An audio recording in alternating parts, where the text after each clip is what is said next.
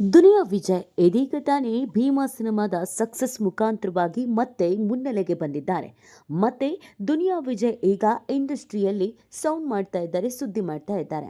Bima cinema ಒಂದೊಳ್ಳೆ success ಅನ್ನು ತಂದುಕೊಟ್ಟಿರುವಂಥ ಹಿನ್ನೆಲೆಯಲ್ಲಿ ದುನಿಯಾ ವಿಜಯ್ ಬಹಳ ಬಿಂದಾಸ್ ಆಗಿ ಇದ್ದಾರೆ. ಈ ಸಕ್ಸಸ್ಗಾಗಿ ದುನಿಯಾ ವಿಜಯ್ ಅವರ ಅಭಿಮಾನಿಗಳು, ಅವರ ಫ್ಯಾಮಿಲಿ ಎಲ್ಲರೂ ಕೂಡ ಕಾಯ್ತಾ ಇದ್ರು. ಈ ಬೆನ್ನಲ್ಲೇ ಇದೀಗ ದುನಿಯಾ ವಿಜಯ್ ಫ್ಯಾಮಿಲಿಗೆ ಸಂಬಂಧಪಟ್ಟಂತೆ ಒಂದು ವಿಚಾರ ಸಿಕ್ಕಾಬಟ್ಟೆ ವೈರಲ್ ಆಗ್ತಾ ಇದೆ.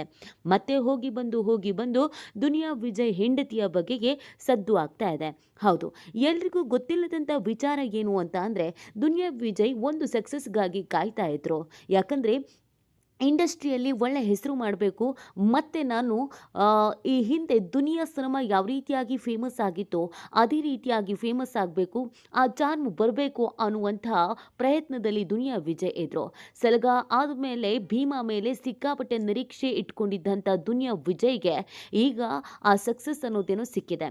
ಆದರೆ ಸಕ್ಸಸ್ ಸಿಕ್ಕಿದ್ರೆ ಇನ್ನೊಂದು ಕಡೆಯಲ್ಲಿ ಫ್ಯಾಮಿಲಿಯಲ್ಲಿ ಎಲ್ಲವೂ ಕೂಡ ಇಲ್ಲಿ ಕೆಟ್ಟೋಗಿ ಕೂತಿದೆ.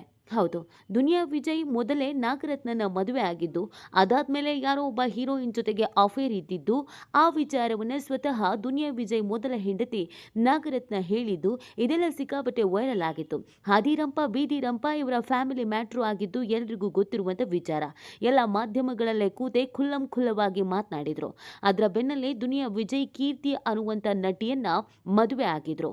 ಕೀರ್ತಿ ಈ ಹಿಂದೆ ಸೀರಿಯಲ್ಗಳಲ್ಲಿ ಮತ್ತು ಸಿನಿಮಾಗಳಲ್ಲಿ ನಟಿಸಿದ್ರು.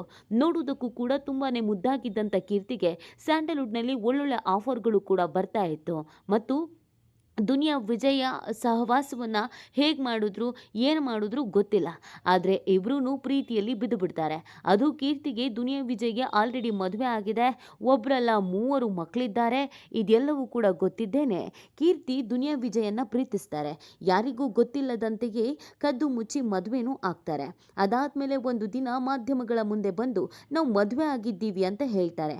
ಅಲ್ಲಿವರೆಗೂ ಕೀರ್ತಿಗೂ ದುನಿಯಾ ವಿಜಯ್ಗೂ ಕಾಂಟ್ಯಾಕ್ಟ್ ಇದೆ ಅನ್ನೋದೇ ಯಾರಿಗೂ ಗೊತ್ತಿರಲಿಲ್ಲ.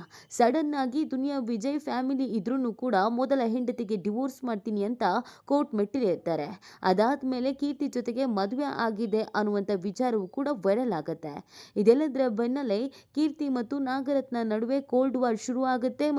ಮತ್ತು ದುನಿಯಾ ವಿಜಯ್ ಮಕ್ಕಳು ಕೂಡ ತುಂಬ ಮೆಚೂರ್ಡ್ ಆಗಿ ಮಾತನಾಡೋದಕ್ಕೆ ಶುರು ಮಾಡ್ತಾರೆ.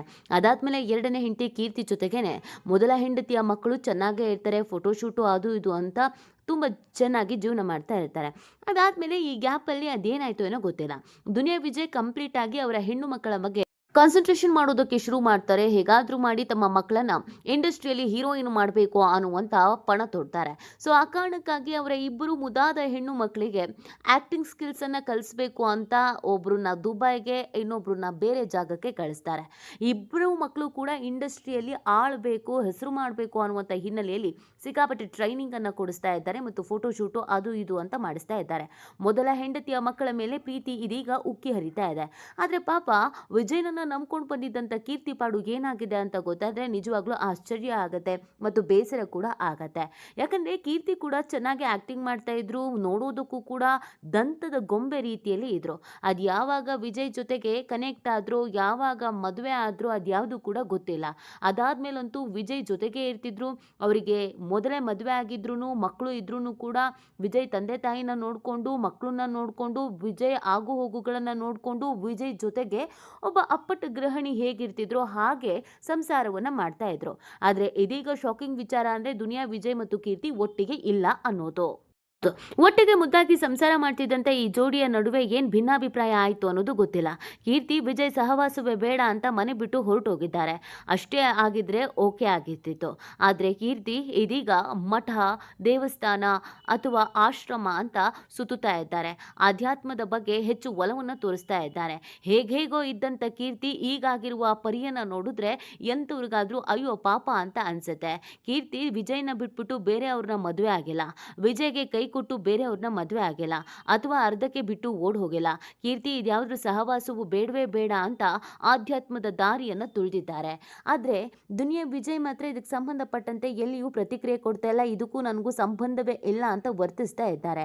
ಕೀರ್ತಿ ಇತ್ತೀಚೆಗೆ ತಾನೇ ಇನ್ಸ್ಟಾಗ್ರಾಮ್ ಅಕೌಂಟ್ನಲ್ಲಿ ನನಗೂ ದುನಿಯಾ ವಿಜಯ್ಗೂ ಸಂಬಂಧ ಇಲ್ಲ ಅನ್ನುವಂಥ ಅರ್ಥದಲ್ಲಿ ದುನಿಯಾ ವಿಜಯ್ ಫ್ಯಾನ್ಸ್ ಕ್ರಿಯೇಟ್ ಮಾಡಿದ್ದ ಕೀರ್ತಿ ವಿಜಯ್ ಅನ್ನುವಂಥ ಪೇಜ್ಗೆ ಇದು ನನ್ನ ಪೇಜ್ ಅಲ್ಲ, ಇದಕ್ಕೂ ನನಗೂ ಸಂಬಂಧ ಇಲ್ಲ, ನನ್ನದು ಕೀರ್ತಿ ಗೌಡ ಅನ್ನುವಂಥ ಪೇಜ್ ಇದೆ ಅನ್ನೋದನ್ನ ಹೇಳೋದ್ರ ಮುಖಾಂತರವಾಗಿ ದುನಿಯಾ ವಿಜಯ್ಗೂ ನನಗೂ ಯಾವುದೇ ರೀತಿಯಾದಂಥ ಸಂಬಂಧ ಇಲ್ಲ ಅನ್ನೋದನ್ನ ಹೇಳಿದ್ರು. ಮತ್ತು ಈ ಜೋಡಿ ಒಟ್ಟಿಗೆ ಜೀವನ ಕೂಡ ಮಾಡ್ತಾ ಇಲ್ಲ. ಕೀರ್ತಿ ಈಗ ಶಾಸ್ತ್ರೀಯ ಸಂಗೀತವನ್ನ ಕಲಿತಾ ಇದ್ದಾರೆ.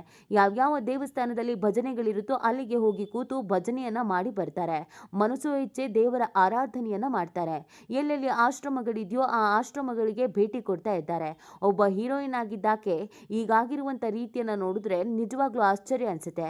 ಆಕೆಗೆ ನಿಜವಾಗ್ಲೂ ಜೀವನದ ಮೇಲೆ ಜಿಗುಪ್ಸೆ ಬಂದಿಗೆ ಆಧ್ಯಾತ್ಮದ ಕಡೆಗೆ ವಾಲಿದ್ದಾಳೋ ಅಥವಾ ಆಕೆಯ ಇಂಟ್ರೆಸ್ಟೇ ಇದಾಗಿತ್ತೋ ಗೊತ್ತಿಲ್ಲ.